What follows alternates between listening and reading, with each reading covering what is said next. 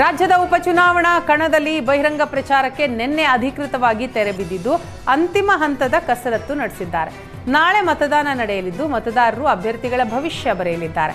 ಬಾಗಲಕೋಟೆಯಲ್ಲಿ ನಾಳೆ ಮತದಾನಕ್ಕೆ ಸರ್ವ ಸಿದ್ಧತೆ ನಡೆದಿದ್ದು ಬಾಗಲಕೋಟೆ ನವನಗರದ ಪ್ರಥಮ ದರ್ಜೆ ಕಾಲೇಜಿನಲ್ಲಿ ಮಸ್ಟರಿಂಗ್ ಕಾರ್ಯ ಭರದಿಂದ ನಡೀತಾ ಇದೆ.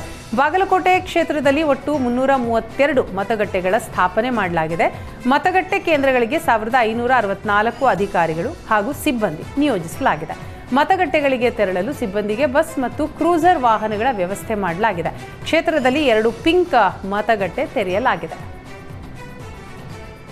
ಈಗಾಗಲೇ ಅವ್ರಿಗೊಂದು ತರಬೇತಿ ಕೂಡ ಕೊಡಬೇಕಾಗತ್ತೆ. ನಮ್ಮ ಬ್ರೀಫಿಂಗ್ ಸೆಷನ್ ಅಂತೇಳಿ ಇವಾಗೆಲ್ಲ ನಮ್ಮ ಪೊಲೀಸ್ ಸಿಬ್ಬಂದಿಯವರು ಆಗಮಿಸಿದ್ದಾರೆ. ಅವ್ರಿಗೇನು ತಿಂಡಿ ವ್ಯವಸ್ಥೆ ಅಲ್ಲಿ ಊಟದ ವ್ಯವಸ್ಥೆ ಕೂಡ ಮಾಡಿದ್ದೆವು. ಅವ್ರಿಗೊಂದು ತರಬೇತಿಯನ್ನು ಕೊಡಬೇಕಾಗ್ತದೆ. ನಮಗೆ ಆಲ್ರೆಡಿ ಈಗಾಗಲೇ 2 ತರಬೇತಿ ನೀಡಲಾಗಿದೆ.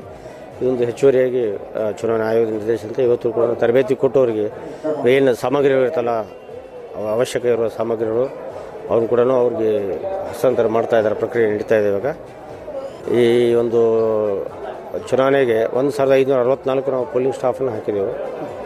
ಒಂದೊಂದು ಪೋಲಿಂಗ್ ಸ್ಟಾಫಲ್ಲಿ ಪ್ರಿಸೈಡಿಂಗ್ ಆಫೀಸರ್, APR ಇದ್ರ ಪೋಲಿಂಗ್ ಆಫೀಸರ್ಸ್ ಇರ್ತಾರೆ.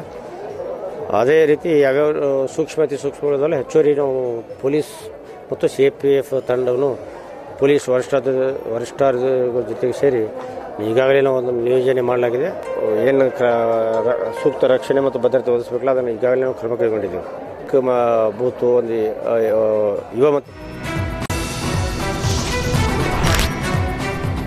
ಬಳ್ಳಾರಿಯ ಕರ್ಚೇಡು ಗ್ರಾಮದಲ್ಲಿ ಶಿಕ್ಷಕರಿಗೆ ಹೃದಯ ಸ್ಪರ್ಶಿ ಬೀಳ್ಕೊಡುಗೆ ನೀಡಲಾಯಿತು. ಬೆಳ್ಳಿ ರಥದ ಮೇಲೆ ಕೂರಿಸಿ ಮೆರವಣಿಗೆ ಮಾಡಿ ಬೀಳ್ಕೊಡುಗೆ ನೀಡಲಾಯಿತು.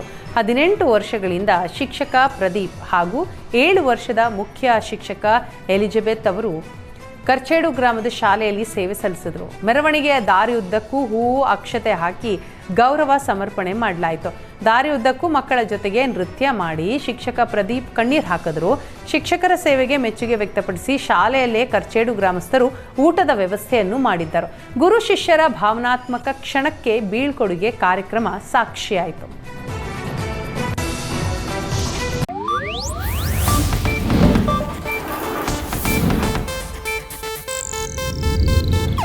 ಇದು ಏಷ್ಯಾನೆಟ್ ನ್ಯೂಸ್ ನೆಟ್ವರ್ಕ್ ಪ್ರಸ್ತುತಿ.